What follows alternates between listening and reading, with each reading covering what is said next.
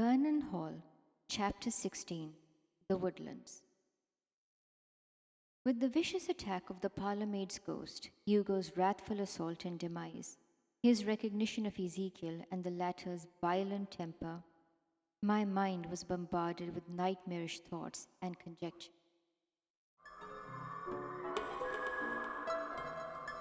There was a connection somewhere, but I failed to see it. Everything had happened so rapidly. I was living in a nightmare. During my solitary phases of contemplation in the dungeon, I often wondered whether everything had been amiss because of Amelia's embalmment. I wondered if it was time to bury her. I looked at her face. Her lips drooped again, and her skin had yellowed. She appeared melancholic. No, I immediately shunned the thought of burying her. Ezekiel's visits to Vernon Hall became more frequent after Hugo's incident. It is true, Hugo got what he deserved. He was an odious man. But the events of that night revealed much about Ezekiel too.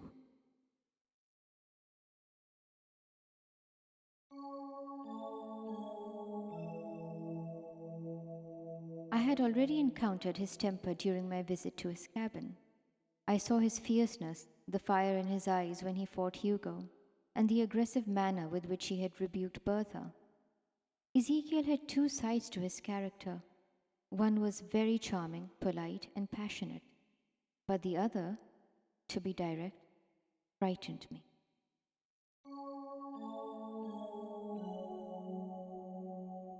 As I sat with him in the main hall a few days after that grotesque night, I inquired, Hugo seemed to recognize you.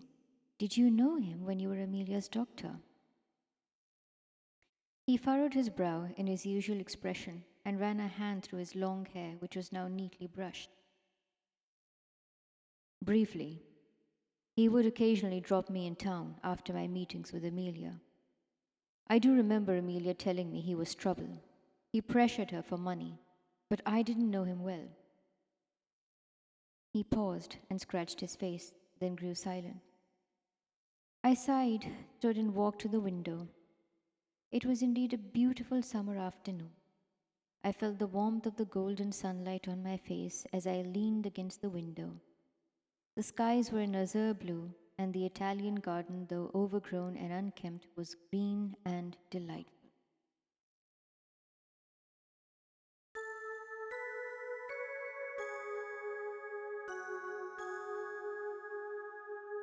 I wonder if this is all happening because of me. Maybe what I did was wrong. Maybe the evil monks have cursed me, I said melancholically. Ezekiel got up to stand beside me. Don't blame yourself. I doubt any of this has anything to do with the embalmment. You're an innocent soul, Eleanor. You could never hurt anybody. And I told you before, I don't believe in the evil monk's curses. Things change. People change, he said softly.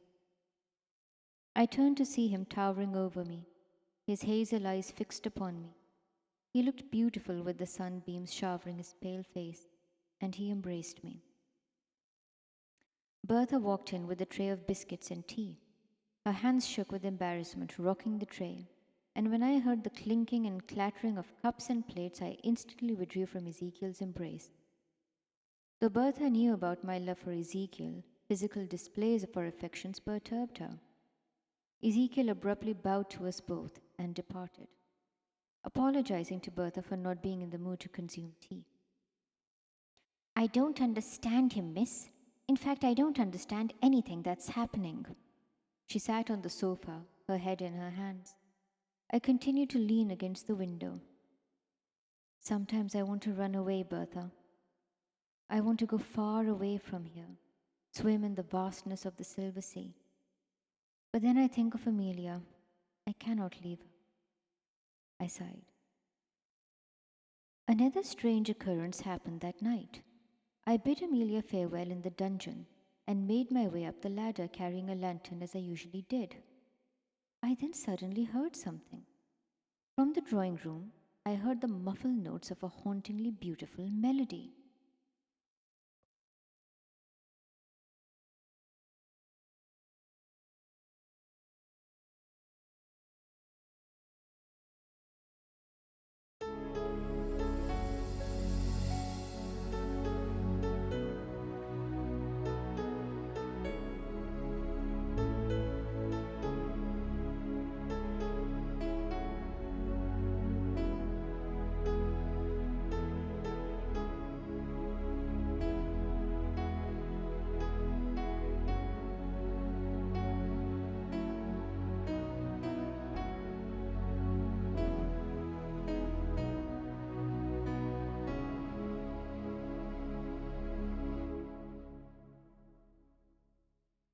As I reached the drawing room, I saw a woman dressed in black playing the piano. Her wavy chestnut hair glowed under the flames of the candelabra, and the haunting melody continued until the lantern quivered in my trembling hand. She stopped to glance at me. I was terrified. It was Amelia.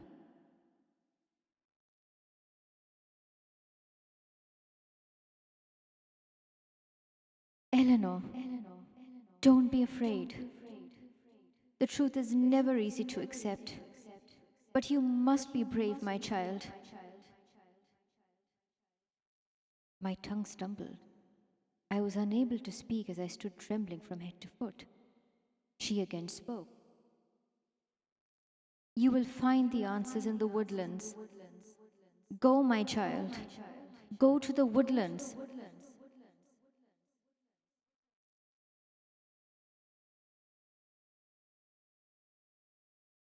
The echo turned into thunder. I glanced at the window, but the skies were clear, and the moon shone bright. There was no rain, no thunder, and no lightning. As Amelia and I stared at each other, the echo then transformed into a deep Gregorian chant.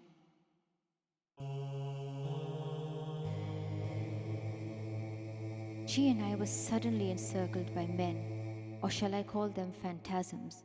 They wore black robes and covered their heads with black hoods. I couldn't decipher their faces. The sinister flames of the candelabras made them resemble evil spirits as they chanted in unison. Angela Tenebris. I realized they were the evil monks. I was paralyzed with fear, and as I glanced at Amelia, her expression grew forlorn, and her body gradually turned to mist, swirling around the piano. Amelia, no, don't leave me with these monsters. The Latin chanting grew louder and pierced my eardrum.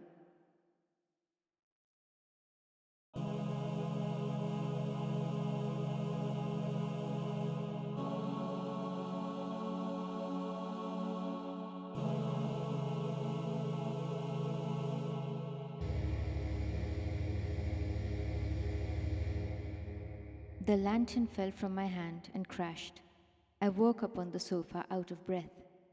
I discerned it was dawn by the early rays of sunshine penetrating the curtains. It was only a dream, but it felt so real.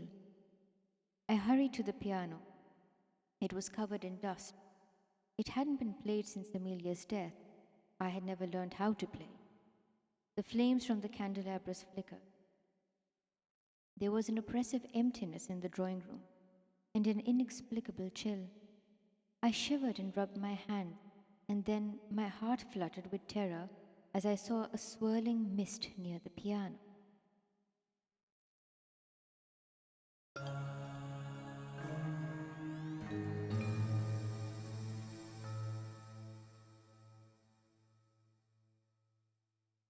Just as suddenly dissolved in thin air, I remembered Amelia's emphasis in the dream on the woodland, and I then recalled Gareth mentioning them as well.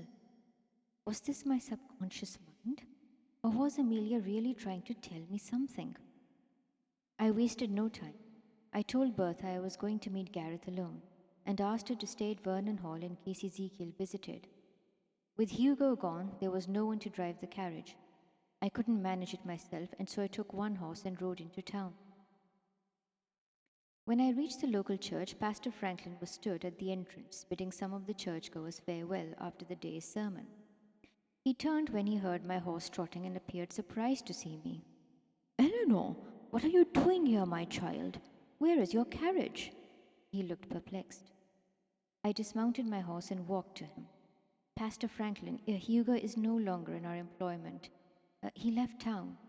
But I no longer require a carriage. I can manage riding a horse myself. Where is Gareth? I must see him. The pastor's eyes lit up with wonder and elation, and he was unable to contain his amazement. You are here to see Gareth? Well, I'm afraid Gareth is at home. Would you like me to take you to him? The sweet pastor beamed, and I accepted.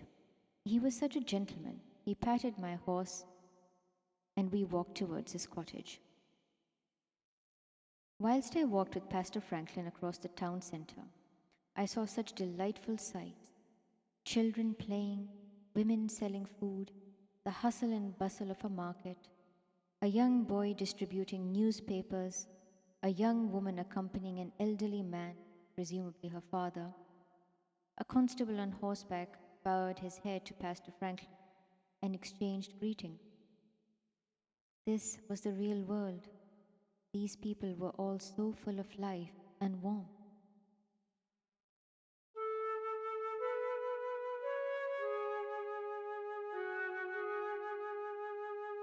I had been cloistered in Vernon Hall for so long, surrounded by death and gloom, that I had forgotten my poor yet joyous life with father. My life had been so simple, and now I was sinking in a quagmire.